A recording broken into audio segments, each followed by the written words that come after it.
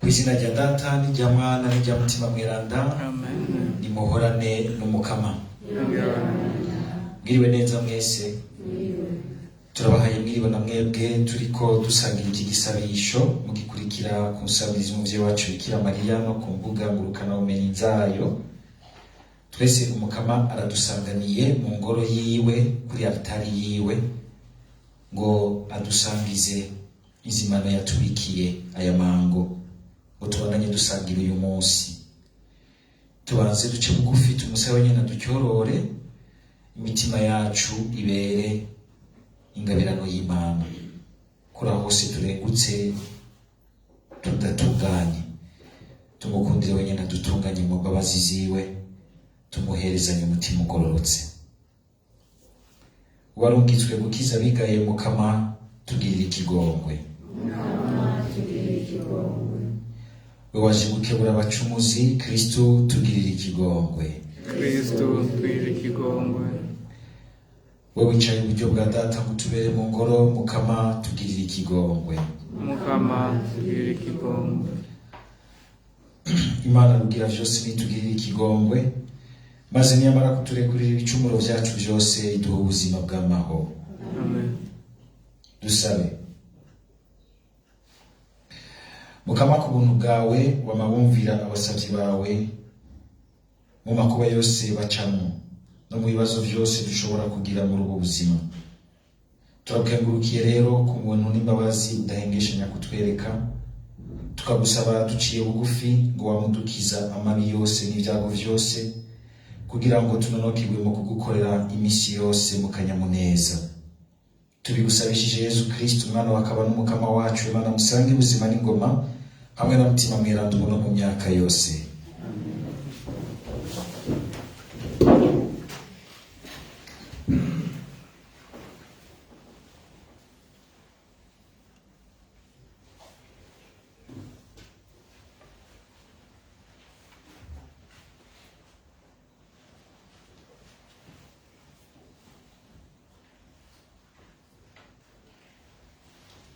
Ivyo dusoma mw'ibaruwa rya mbere umutumwa Pawulo yandikiye Abakorenti. Inshuti zanje, ntihagire n'umwe yihenda muri mwebwe, nihagira umwe yumvira ko ari umunyabwenge ku z'iyi si, niyigire ikijuju ngo abone guhinduka umunyabwenge w'ukuri. Kuko ubwenge bw'iyi si ari ubusazi mu maso y'Imana. Nanone handitswe ngo umukama ategera abanyabwenge mu bugamburutsi bwabo, kandi ngo umukama arazi ivyiyumviro vy'abanyabwenge, arazi ko ataco bimaze. Nuko rero ntihagire n'umwe yihayagiza mu bantu, kuko vyose ari vyanyu, ari Pawulo canke Apolo canke Kefasi, ari isi canke ubuzima canke urupfu, ari ivy'ubu canke ibizoza, vyose ni vyanyu, namwe muraba Kristo, Kristo nawe ni uw'Imana. Iryo ni ijambo ry'Imana. Isi ni iy'Imana kumwe n'ibiri kuri yo vyose. Isi ni iy'Imana kumwe n'ibiri kuri yo vyose. Isi ni iy'umukama kumwe n'ibiri kuri yo vyose, intara n'ibihaba vyose, kuko ari we yayiteretse ku mayaga akayikomeza kuri yo. Isi ni iy'Imana kumwe n'ibiri kuri yo vyose. Mbe bane, ninde azokorera ku murambi w'umukama akaguma mu kibanza ciwe ceranda? Nurya muntu w'iminwe idahumanye, w'umushaha udatyoye, w'umutima udacambirwa ibintazi vy'abapagani. Isi ni iy'Imana kumwe n'ibiri kuri yo vyose. Bene uyo muntu nahezagirwe n'umukama, asagirwe n'ubutungane bw'Imana yamukejeje. Nguwo umuryango w'abamurondera, barondera inyonga zawe mukama. Isi ni iy'Imana kumwe n'ibiri kuri byose.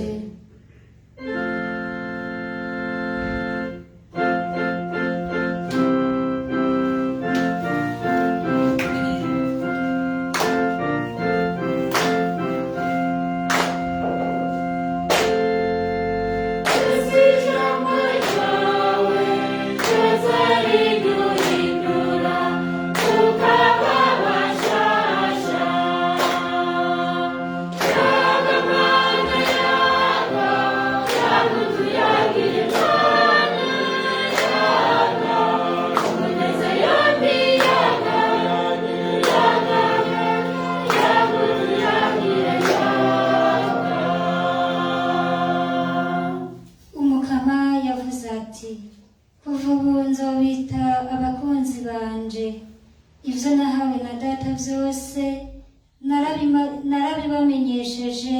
Aleluya.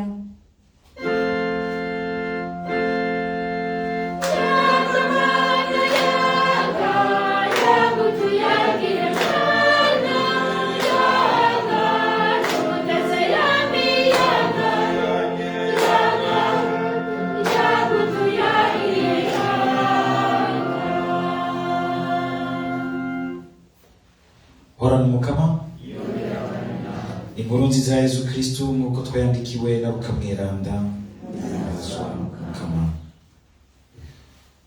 Umunsi umwe Yesu yarakikijwe n'ishengero ribandana ngo ryumvirize ijambo ry'Imana. Nawe rero akaba ahagaze ku nkombe y'ikiyaga ca Genezareti. Abona rero ubwato bubiri buri ku nkombe y'ikiyaga, abarovyi nabo bari babuvuyemwo ngo boze insenga zabo. Yurira rero muri bumwe bukaba nabwo n'ubwa Simoni. Yesu aramwinginga ngo asoze gatonya bave ku nkombe. Yesu yicara muri nyabwato atangura kwigisha rya shengero.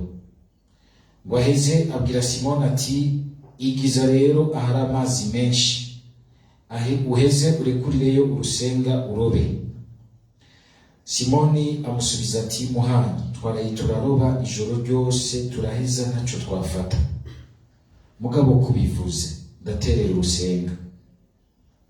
Ngo abigire bafata ifi isinzi n'urusenga rwabo rutangura gusambuka. Bakura rero bagenzi babo bari mu bundi bwato ngo baze kubafasha. Nabo baraza buzuza y'amato yompi, mbere ahakwa no kwibira. Simoni ngo abibone akubita ibifukamiro hasi imbere ya Yesu ati, Mukama, nunje kure kuko ndi umunyakabi. Erega ubwoba bwari bwamutekeye nabo vyari kumwe nyene, kubera izo fi barovye. Eka na bene Zebede bagenzi ba Simoni, Yakobo na Yohani bari babufise. Ariko Yesu acabwira Simoni ati, gumya umutima, kuva ubu uzohora uroba abantu. Ngo bagarukane ubwato ku nkombe, baca basigaho vyose baramukurikira. Dushimagize iyi nkuru nziza ya Kristo.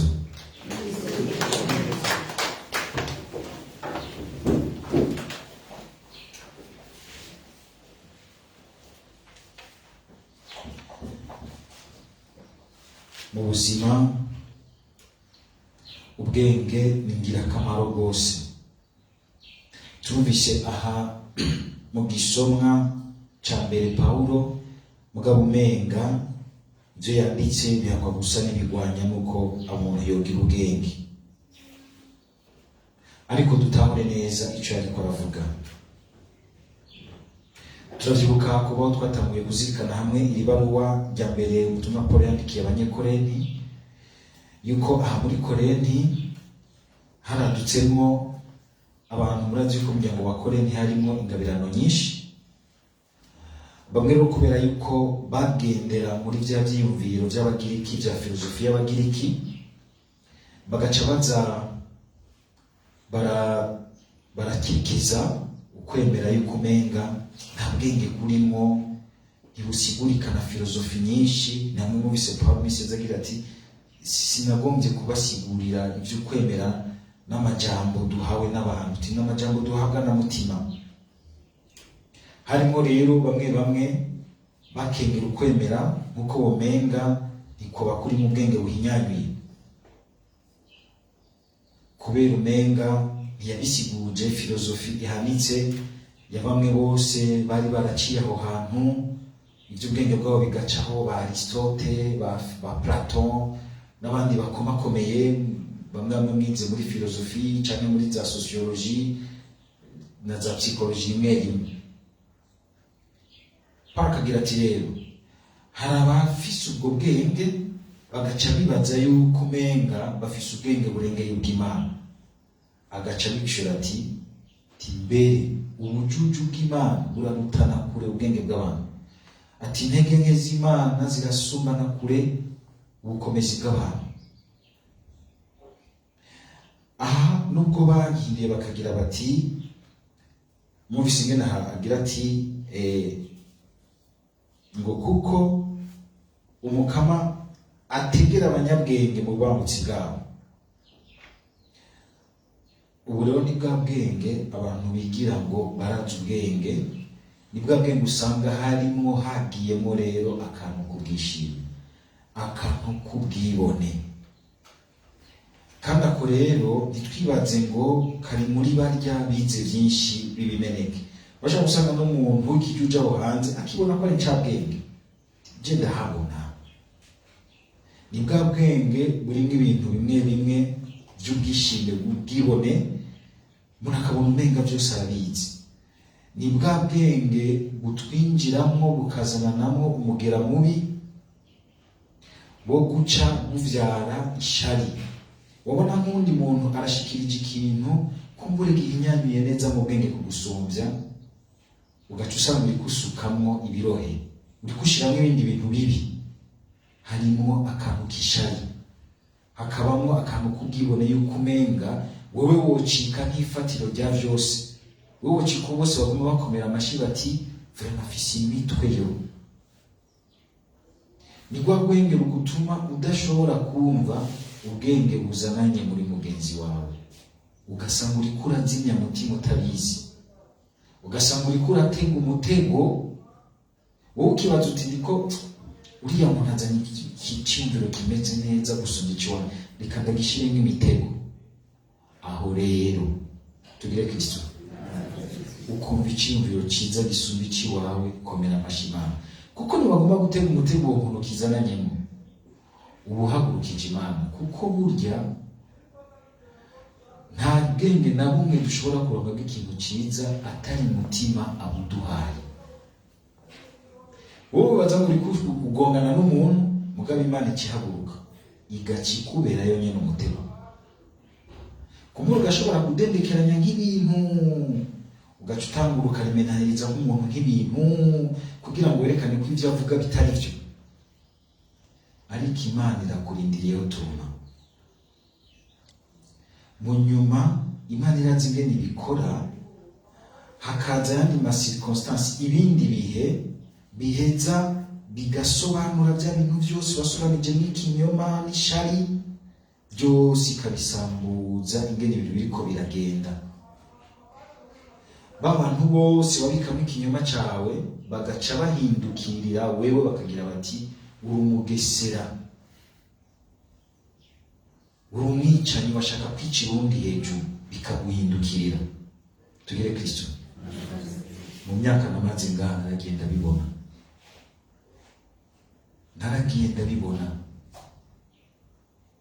bamwe bikanabahindukirira, kuko igihe cyose ugombye kurwanya icyumviro cyiza ntibaze ngo uri kurwana n'umuntu gikiyemo, naho coba giciye mu mwasi wawe uretse ukavuga uti ni cyiza kuko si ikiwe nawe nyene, ni ingabirano y'Imana.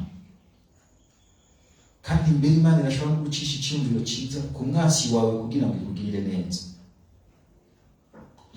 neza, kuko ku muntu acuditse n'Imana, Imana irafata mu minwe iby'ubuzima bwiwe. Cyo gituma uhaguruka. Muramaze kumva ingene Yesu yabwiye Pawulo ariko arahama ba Kristo. Pawulo yibaza ngo ariko arahama abantu bakurikiye mu gitwi bya Yesu, Yesu abariwe aza ariyempika agira ati we dupfiki ushaka iki? mukuri kuragwanya bajya abantu bahagurukije jewe. Nico kimwe n'igihe cyose uri kuragwanya icyumviro cyiza ukabura umudede kikazana musenere cakire, ukabura umusenere kazana umudede cakire si ciwe. Nuco ukizibanganya ukigire nabi, urazi ko ari byo byiza ibyo biko ndavuga bikatugora. Kikaba kizananye mu munyabururi uwo bita ngo nibariru mu munyabururi nawe uri umunyamurangi cakire si ciwe, kandi mucakiriye hamwe mwese kirabavukanisha. Kirabavukanisha. Kumenya kubaha Imana nico gutwara icubahiro c'Imana, kubona Imana mu wundi odora y'ibindi bintu byose usanga duhomekanako vy'ubuetikete. Niho dushobora gukirurutsa ubuzima bwacu kandi tugakirurutsa n'abandi. Twiyame bwa bwenge bw'uruyeriyeri usanga burimo ishari, izigo, izakana izina ziriya z'ubuzima bwa misi yose. Bwa bwenge burimo gucamo ndamuhende ntabyazi jewe nije ndabizi ndabimetriza reka ndamuhende. Wa muntu akuze yabonye umwana atoye inoti y'5,000 aca aramuhenda, afata inoti y'1,000 ayivunjamo ibikoroti vya 50. Umwana abona ko afise ibikoroti vyinshi nawe atwaye utunoti tukenya, ntamenye yuko yamuhenze. Wibaza kuteza umwana ariko hajya Imana iba yakubonye. Kubaho nk'abantu bagendera kuri hogamu y'Imana. Leopold agira ati mumvise ingene asozereye ati ikintu kidufasha nuko ahasozereye akagira ati none rero ntihagire n'umwe yihayagiza mu bantu kuko ngo vyose ari vyanyu, ari Paulo, ari Kefasi, ari inde, ari Umutsamana wa Radio Maria, ari wewe uruwa wose nkuko n'abandi bose arabi wawe.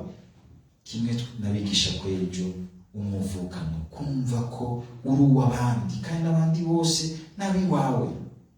Akenshi umutego ukunze kuzamo n'uyu nuko umuntu ashaka gukundwa byase bikunze.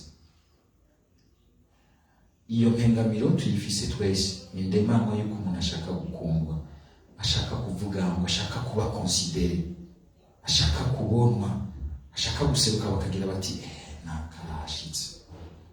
Bero ukabona yuko bimwe tunabigira no muri iyo ntumbero. Umuntu akisiga nka parfum ari nko ngaho ukayumvira hariya kwa musenyeri ugira ati nakararengana, ugasanga karimo ivyo kugira ngo umuntu abitsinde. Ukaba ushaka gukundwa, kunda abandi. Abantu bazogukunda kuko wabakunze bazogukunda by'ukuri. Mugabo bajya abantu hata yuko bagukunda biyemeje ko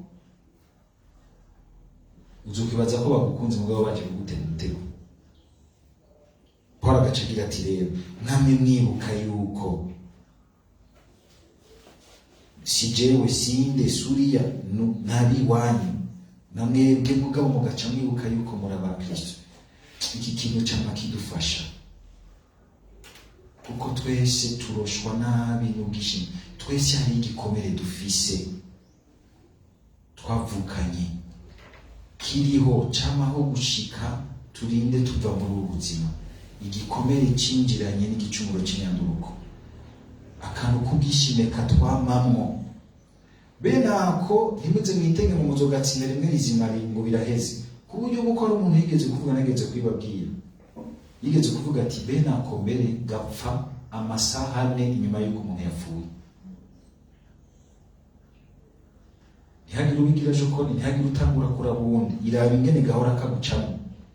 Ugasanga karakuzibiranije, karakubujije kumva mutima ingene aciye mu bandi kandi kugawe. Kuko abo bose ko barabitubwiye ni gwawe. Uko nawe we uruwawe. Kandi hejuru ya vyose uruwa Kristo.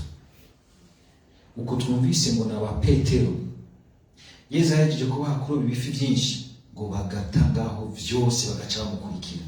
Ukarengera ivyo vyose ugakurikira mutima yavugiye muri naka muri iki cyumviro cyiza.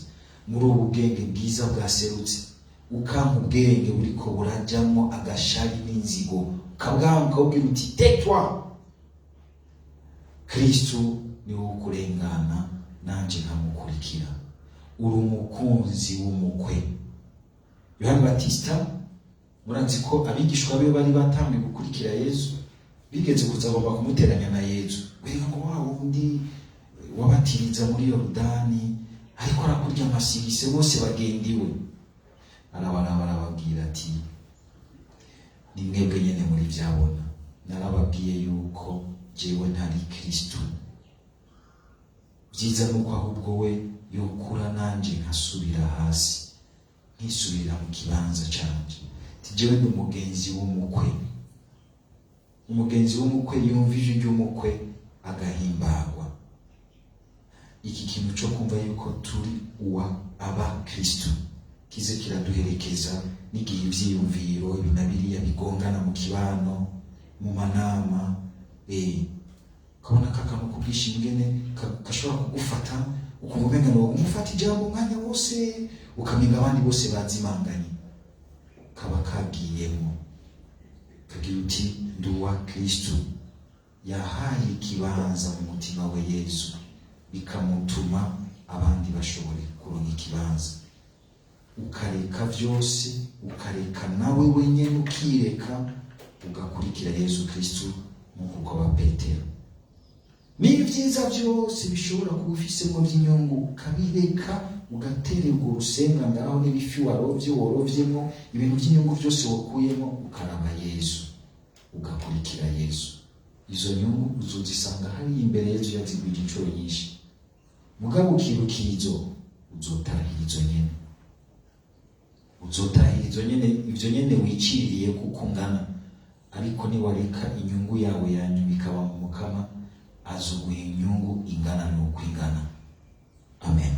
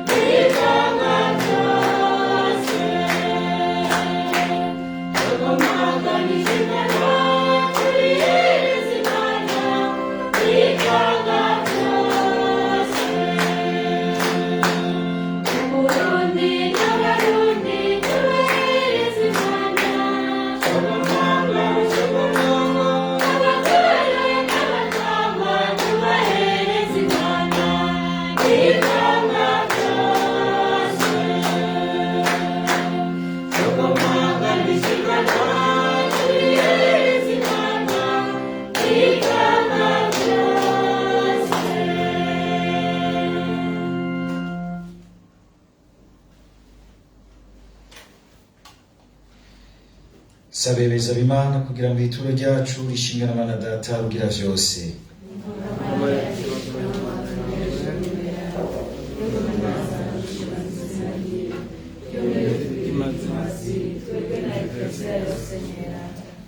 Dusabe.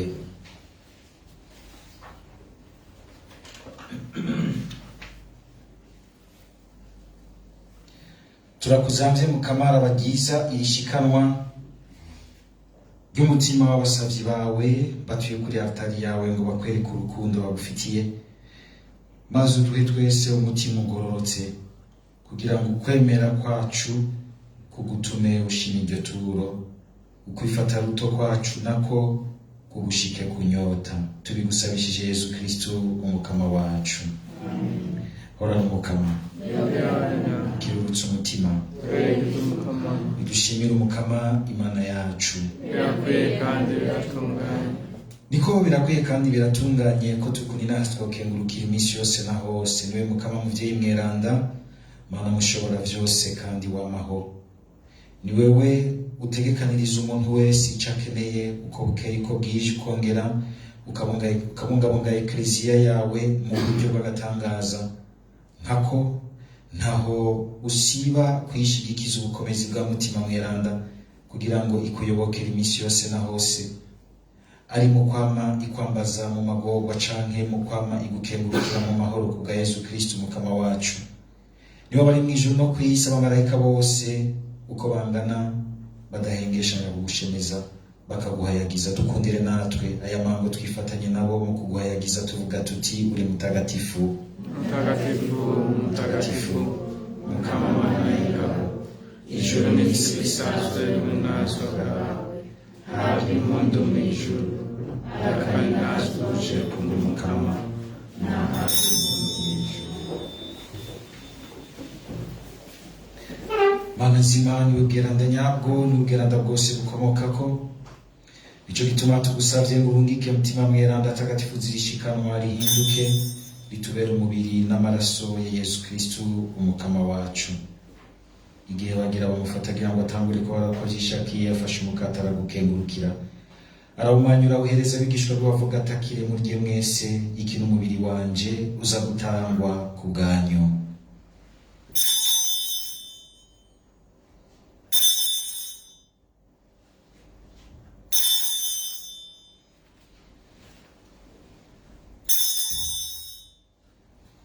Bamaze gufungura agira kwa kundi afata ikarisi, yongera gukenguruka ayihereza abigishwa be bavuga atakire mwe mwese, ni ikarisi y'amaraso yanje, amaraso y'isezerano rishasha kandi rizokwamaho, aza guseswa ku bwanyu no ku bwa benshi abakiza ibicumuro. Ivyo murabigire munyibuka.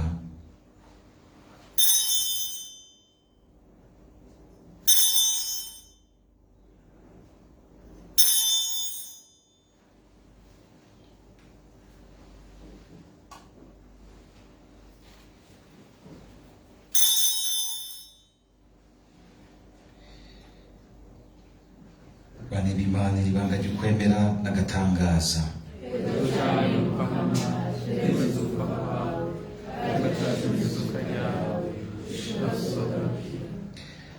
Niyo rero mukama, twibuka gupfa kuzuka k'umwana wawe, tukaguhereza umukate w'ubuzima n'ikarisi y'ubukiriro, tukanakenguruka ko waduteye iteka ry'ukuremuka imbere yawe ngo tugushikanire iyi nkuka. Turatakambye dushimitse mutima wa mweranda nadukoranirize hamwe, aduha umutima umwe ko dusangira ku mubiri n'amaraso ya Kristo umwe. Nibuke mukama ekleziya yawe iri ku isi yose yuzuze mu rukundo. Twibukire umupapa wacu Francisco n'umwepiskopi wacu Gervasi, abepiskopi bacu bose, abasaserdoti bacu n'abadiyakoni bacu, eka nabo bose mukama ku rugero rucanke ruriya waragije umuryango w'abakristu. Mana nzima, akira igisabisho umwe wese ariko araguhereza umutima wiwe, utwakira hano kuri altari igisabisho cyabo wese tuko turagisangira bagikurikira ku nsamirizi no ku mbuga zayo. Akira igisabisho cyabo bose badutuma kubabera mu ngoro, na cane cane abaremerewe n'ivyago vy'ubuzima, ingwara, ubusaza, ubukene, akarenganyo n'ayandi mabi. Utwibukire wakira ibisabisho vy'abarundi bavukanye bose bagorewe mu mahanga, ubahezagire ubatwibukire iyo bari. Akira igisabisho duherereje igihugu cacu, ugikize ugitabara ugikure muri aya mayira abiri kirimwo y'ubukene buzura inzara mu buzima bw'abatari bako canke kuriya. Akira mukama igisabisho duherereje isamirizi yawe, turabandanya tuguhereza umugambi w'akaberenge tubandanya, udushobore kuwusoza neza abavukanyi bacu batanguye kumva isamirizi bashobore kuyikurikira amasaha 28 kuri 28. Uyihezagirira abo bose wayihaye mu butumwa n'umurimo w'ubuzima bwabo, utugabira ubwenge bwa mutima wawe, uhasasagaze ingabirano y'umubano n'umuvukano mwiza, uhasuke umwumvikano wa mutima wame uranga abo bose wahaye ubutumwa. Akira Mukama ubukengurutsi bw'uyu mukirisu ariko agushimira ku byiza byinshi wamugiriye, akagusaba yuko wamugabira ubwenge n'ubwitonzi akamagendera imbere yawe. Akira kandi n'igisabisho duherereje abacu barengutsi wawe. Turaguhereje uyu munsi Sebastien Ntawumvukiye, Immaculé Ntihabose, Pierre barenga yabo, eka nabo bose ubona dutwaye ku muzirikanyi. Twibukire abatagira ikibasabira imitima iri muri purgatori, n'abariko bacikana bose aya mango, ubakire iwawe baruhukire mu muco w'inazwa bwawe. Natwebwe turitakambiye twese utugirire ikigongwe, twe dusangire nawe ubuzima budahera. Twame tukuniraza turi kumwe na Mariya muhimbazwa nyina w'Imana, na Yosefu mweranda umukunzi wiwe, abatumwa n'aberanda bose baciye kuri iyi sababatoni bawe. Tubigusabishije uyu Yesu Kristo nyene umukama wacu. Kubwiwe hamwe nawe no muri we nyene nutewe iteka ry'ugusengwa Mana Data mushobora byose, hamwe na mutima mweranda wongera uninahazwe mu myaka yose.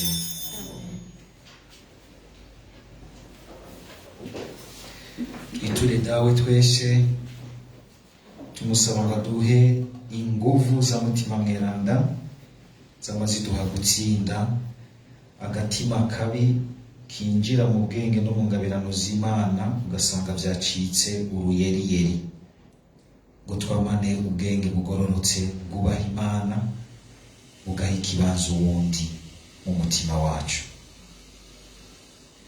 Dawa twese uri mu ijuru,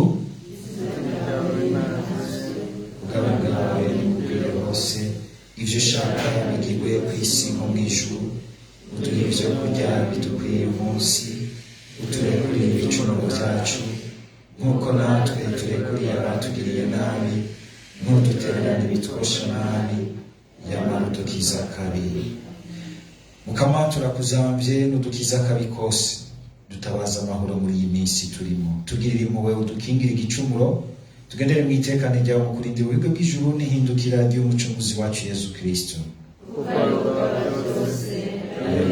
N'inazwa mu myaka yose. Mukama Yesu Kristo yabwiye abigishwa bawe uti ndabasigaranye amahoro, ndabahaye amahoro yanje. Nturabe ibicumuro vyacu, urabe nyabuna ukwemera kwa ekleziya yawe. Itabaza amahoro n'ubumwe ishaka ryawe riranguke, ni wenyene ubuzima n'ingoma ubu no mu myaka yose. Amen. Horane amahoro y'Umukama.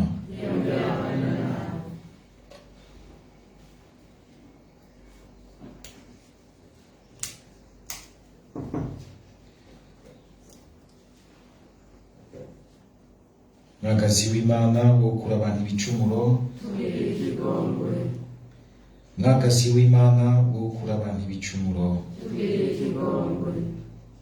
mwagazi w'Imana wo kura abantu ibicumuro.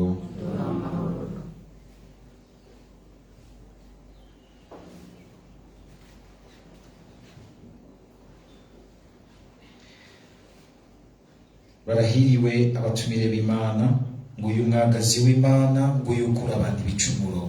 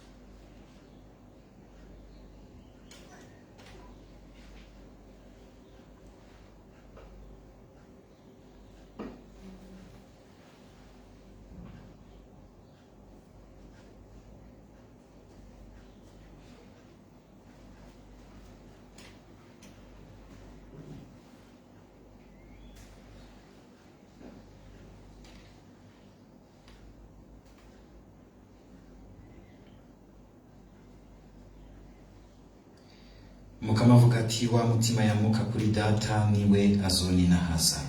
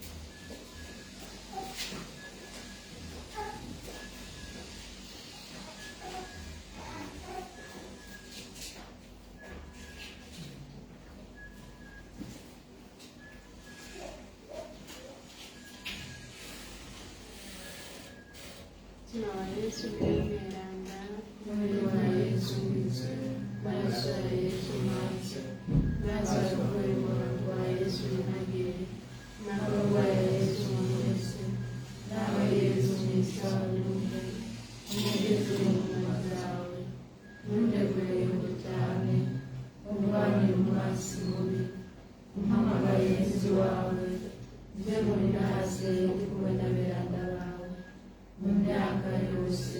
Amen.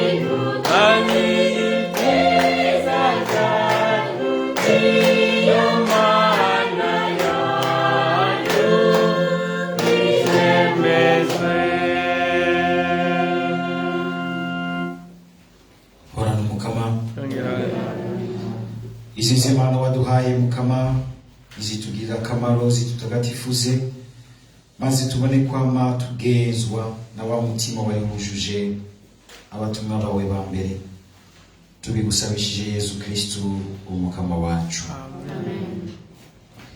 Mbere yuko akira umuhezagiro dusozera, twagomba gushaka kubibutsa yuko hari igikorwa ca kabiri tugomba kuja kubandanya gukora ikaberenge ntiturasozera neza, mugitware muri intercession mu gisabisho cyanyu.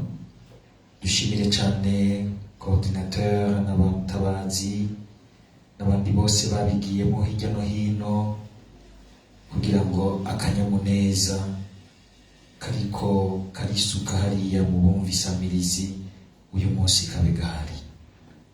Birahimbaye cyane igihe wumvise abantu bagira bati ubu turumva ijambo ry'Imana riduhanze aho turi.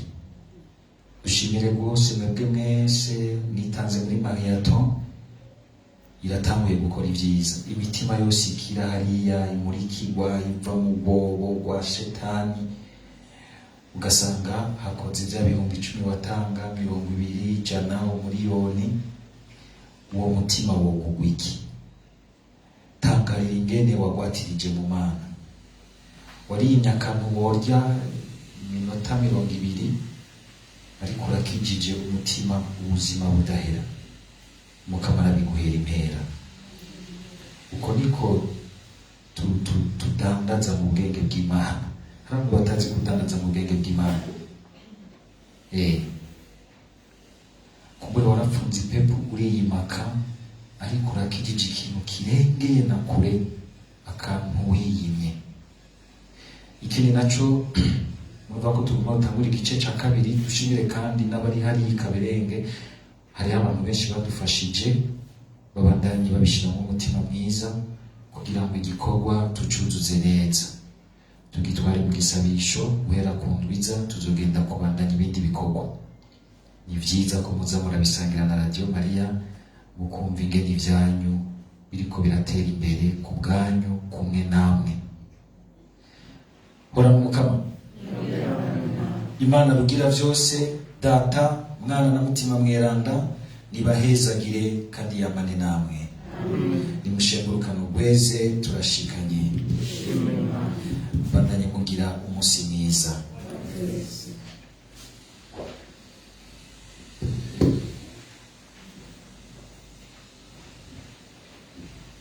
Nezerwa Bikira Mariya,